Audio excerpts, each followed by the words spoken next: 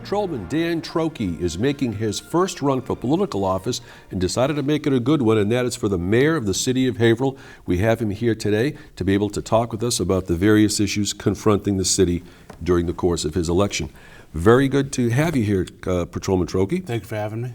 You know, I'd like to ask you a question. You know, as I said from the opening, you have not run for political office before. No, I haven't. Some people might say, and they may ask, gee, why haven't you run for office? Why haven't you run for a school committee or city council before instead of taking on the position for running for the position of mayor? Right. So for me, it was, I've been in the city for 12 years working, part of the union, part of our negotiating team. And coming to the budget hearings, I see, you know, the city council and the mayor don't always agree on things. And, you know, we've asked for more police officers in the past, and there was kind of a fight. We've asked, the teachers had asked for equipment, and they were denied it. And then so basically the reason why I'm doing it is, to me, they seem powerless to make changes. So when you're talking about how can you help the departments, you know, I don't think the city council can be an advocate, but I mean, it shows that they can't really make the changes that we need. The theory is that if you like the way things are going, you re-elect the incumbents running. If you are not an incumbent. No, I'm not. But what needs do you see that have not been addressed by the present members, by the present administration, that you will try to move forward? In short, what has the present administration not done that you expect to deliver on? You know, I'd like to see more, better cooperation with the teachers union, getting things that they need, smaller class sizes. It's shown that they've had better results. We just heard about the improvement from Tilton School. They had a grant. That money was, when the grant ran out, the city kept that money, and it showed improvement. So it's showing that if you put more money towards the education, that there's going to be some improvement. And also with the police department. In 2012, the police department, the police union went in front of city council and asked for more officers. And they're talking about the gang issues that were coming up. And those issues weren't addressed. They were ignored for many years. And then now we're in the present time, and you know, now we're trying to fight back to, you know, take back our community. The present mayor has increased the number, or has taken steps to increase the number of patrolmen, or increase the size of the police department. Do you think that's election time motivated, or what? Yeah and no. I mean, he's kind of deceiving in his numbers. He's saying that he's put on 23. And I could be wrong, but when the police chief started 20 years ago, there were 95 total police officers, and now we're budgeted for 108, so that's plus 13, not 23. So I'm not sure where he's getting those numbers or what he's counting, but you know, I think overall the mayor's doing the best he can with what he has, but I mean, if he had taken some of the concerns that we had earlier on in 2012, I think that the city would be in better shape. I mean, right now we have units that don't, they're not fully staffed. And I mean, when you're talking about drug issues and we're talking about gang issues, and if you can't fill those positions to focus on them, we don't have a community policing unit anymore. So I mean, that's stuff that we all need. When you take a look at what technology has done as time and years has gone on, and technology relative to industry and manufacturing has required fewer people with the advent of technology. The same thing happens to apply in some cases, maybe, tell me if you agree, to something like the police department, because with talking with Chief Denaro and the implementation of certain programs like the predictive analysis, the cameras stationed at various locations, even with a lower number of policemen than you would like, statistically, I mean, no crime is a good crime, Correct. But statistically, the crime rate is down more than it is up, even with fewer people, because of this technology. What do you have to? I mean, I wouldn't say it's because of the technology. Okay. I think what we see is. I'm just wondering if it plays a part. So I think is what we see in waves is, I think it was about 2 years ago, there were a rash of shootings, and luckily the police department, through good hard work, was able to solve those crimes, and we put those people in jail. And some of them are, top members of their gang, and if you can put them away, and they're away, and so it's going to decrease the crime for a period of time that they're in jail. But when they get out of jail, you're going to have that increase again, I believe. But as far as the technology, the cameras are a great tool, but you still have to have somebody that can watch them, somebody that can manage them. So, the chief in the last few years, we have that MRAP, the big armored vehicle. Yep. And we put it into problem neighborhoods because we can't be there all the time. And that's a great tool, but still, somebody has to be able to watch that video if there's a problem. So, and the MRAP doesn't take reports. Cameras don't take reports. No, they don't respond to calls. When you take a look at the fact that you happen to be currently assigned to the patrol division working in the Acre, the Mount Washington area of the city, you've also said, and I'm asking this question because other people running for office have suggested that we go to and modify our city charter to go to a form of ward counselors. And it's been suggested that the Mount Washington area would be prime as one location to have a designated ward counselor for that area.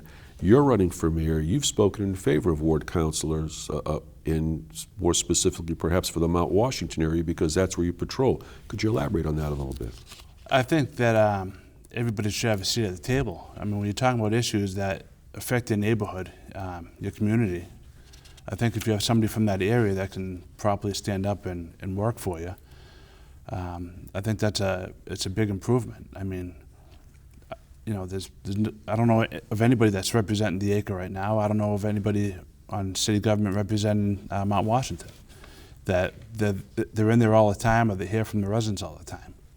So yeah, I'm in favor of it. I think that it should be a ward system, and I think that it should be every place should be represented. Let me ask you this general statement, and that's from a management standpoint. Typically, an executive observes, assesses the situation, then decides to either maintain, modify, or eliminate. As an example from what you've observed causing you to run for political office, what would you keep, what would you modify, and what would you eliminate? Basically, what would you keep the same, what would you modify, and what would you say, no, we have to replace that? I mean, my issues that I'm running on is education, public safety, and infrastructure. Doing the streets and sidewalks, that's nice. Trees, I mean, we can get rid of trees. I mean, we planted, I think it said 500 or so. But I like to see our buildings maintained. I know I posted recently about pictures on the fire department, the Water Street Fire Station. Then I followed that up with a post from all the other firehouses. And I mean, there's mold, there's mildew, there's windows being held up by kitchen utensils and paper towels. I like to see a better focus on us maintaining our buildings. And that way they last longer. I mean, it's no different than a car. If you do an oil change and you maintain your car, it's going to last you a lot longer, and it's going to be a lot smoother ride. And I think that we've done now is let it go until it falls into disrepair, and then we call the state for help. And I think that's where we are with a lot of these buildings. Okay. You say in your position paper that you successfully raised money using a lot of different creative ways for organizations that you were a part of. What new and creative ways do you think you'd be able to bring money to the city of Haverhill without raising city taxes and fees? It may not be as easy, like with an organization you can go out and ask for money through various places. I'm not so sure that's the best way to do it through a city. So I think what you got to do is really take a look at what do we spend our money on now, and what could we better spend our money on later. One of the big things I've been advocating for is that clear.gov. It's a transparency website. I believe it was brought up by Andy Vargas when he was sitting on the city council, and the mayor said we could do it, but he didn't want the taxpayers to see where the money was going. I think it should be open to everybody. It's our money. Let's let everybody see it. Okay, what you're talking about, basically it's full disclosure. Absolutely, transparency, yeah. so everybody I can mean- see what I mean, needs to go on. We're all accountable for what we're doing. If you say you want to maximize the city's great potential, and this is quoting from your paper, from an education, public safety, and improving our city's infrastructure, how would you go ahead and maximize the city's potential relative to education? I mean, Would they have a certain budget that the mayor puts forward that the city council has to approve and that the school committee helps administer from a policy standpoint, perhaps? But right now there's like a $5 million reserve that the city happens to have. Would you take any of the money from there and apply it towards schools or no, professional development? Again, it's more of let's see what we're spending money on now and working on finding better ways to spend the money. I know, Because you talk about long-term plan. right. So, like Lawrence, I heard every school has their own budget, and each school manages their own budget instead of just one central through the school committee or whatever. So that's something that we could look at and see if it makes more sense.